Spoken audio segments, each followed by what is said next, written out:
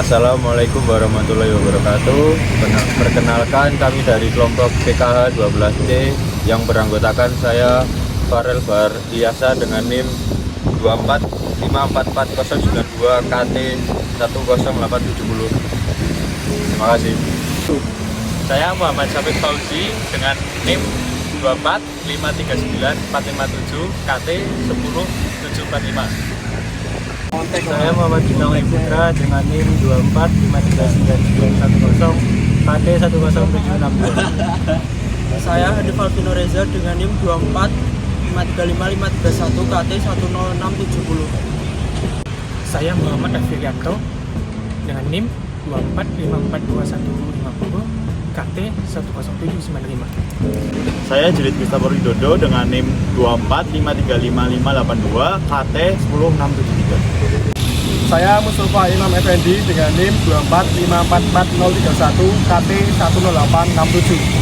Perkenalkan, nama saya Muhammad Ryan dengan NIM 2046226 KT 09409. Saya Liliana Diandra dengan NIM 2453973 KT 10741. Saya Giska Rosyana Tarita dengan NIM 245369194 KT 10685.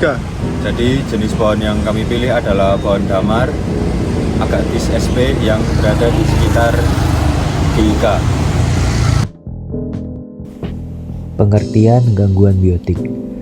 Gangguan biotik atau penyakit biotik adalah penyakit tumbuhan yang disebabkan oleh penyakit infeksius bukan binatang dan dapat menular dari tumbuhan satu ke tumbuhan yang lainnya. Patogen penyakit biotik meliputi jamur, bakteri, virus, nematoda, dan tumbuhan tingkat tinggi yang parasitik. Hama, gulma, dan penyakit merupakan gangguan yang dialami oleh tanaman yang dapat menyebabkan kerusakan dan mengurangi produktivitas. Perlu penanganan secara serius untuk mencegah dampak negatif yang diberikan. Jika hama, gulma, dan penyakit dibiarkan begitu saja, maka kesehatan hutan tidak akan terjamin, yang akan mendorong adanya penurunan produktivitas hutan, dan hutan tidak akan mampu menjalankan fungsinya dengan baik. Adapun faktor-faktor penyebab gangguan biotik adalah segala gangguan pada tanaman yang disebabkan oleh makhluk hidup. Faktor biotik juga dibedakan lagi menjadi beberapa bagian, yaitu faktor patogenik atau faktor yang disebabkan oleh mikroorganisme yang menimbulkan penyakit atau penyimpangan metabolisme. Di antaranya disebabkan oleh jamur, bakteri, ataupun virus. Gangguan patogen ini bisa menyebar luas pada suatu tanaman dan juga dapat menular dari satu tanaman ke tanaman lainnya.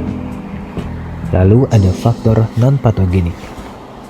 Faktor non-patogenik biasanya disebabkan oleh organisme yang berakibat kerusakan atau perlukaan fisik secara kontak langsung. Misalnya disebabkan oleh tikus, ulat, ataupun serangga seperti jangkrik. Organisme pengganggu non-patogen inilah yang biasanya disebut juga sebagai hama.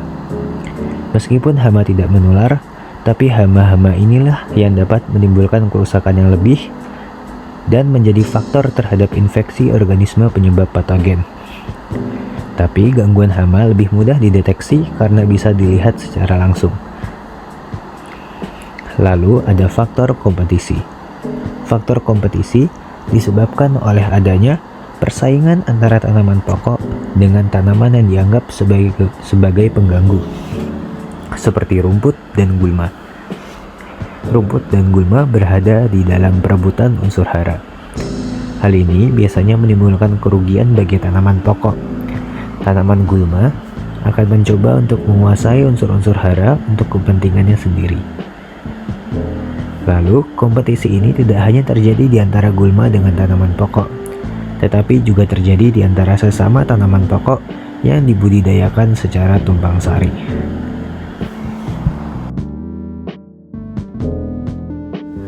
Fomes fomentarius atau tirhaus lampahan adalah jamur yang menyerang pohon lewat kulit kayu yang rusak.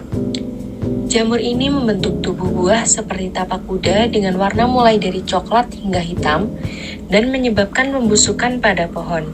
Bahkan setelah pohon mati, jamur ini masih aktif sebagai pengurai. Untuk gejala serangan dari jamur tirhau atau Fomes fomentarius ini terlihat dari daun yang mulai menguning, layu, hingga pada akhirnya dapat kering di cabang. Lalu pada tahap selanjutnya, serangan ini dapat mematikan pohon.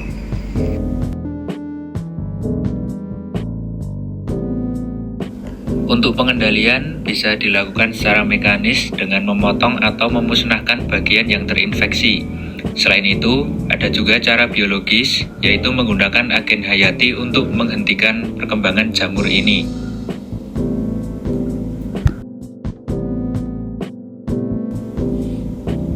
Pohon tisu atau Brosonetia papyrifera sebenarnya bukan gulma, namun tumbuhan ini bisa menjadi pesaing bagi pohon damar dalam hal penyerapan air dan nutrisi. Walaupun tidak secara langsung merugikan, kehadiran tisu dapat mengurangi ketersediaan unsur hara dan air yang bisa menghambat pertumbuhan pohon damar.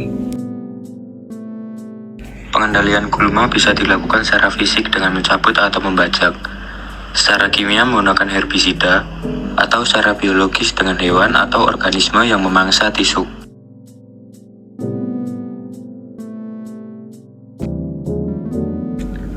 Semut yang menyerang pohon damar biasanya adalah semut pemakan nektar atau yang mencari serangga lain di pohon. Kehadiran semut seringkali menjadi indikasi adanya hama lain, seperti kutu daun yang menghasilkan madu.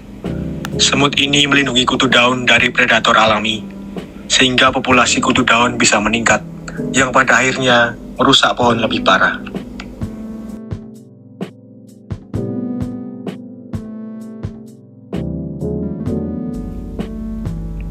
Sebagai penutup, pohon damar atau Agathis damara dikenal sebagai salah satu pohon penghasil resin yang sangat berharga dan memiliki peran penting dalam industri serta ekosistem hutan.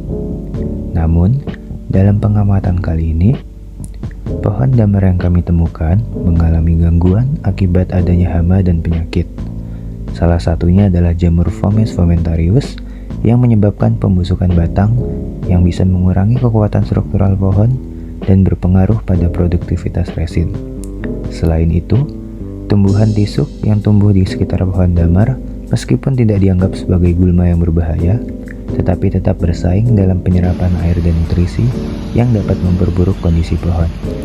Dan dengan adanya gangguan tersebut, pohon damar ini memerlukan perhatian khusus, seperti tindakan pengendalian hama, pemantauan penyakit, serta pengelolaan tumbuhan kompetitor untuk menjaga kesehatannya dan mengoptimalkan pertumbuhan ke depannya.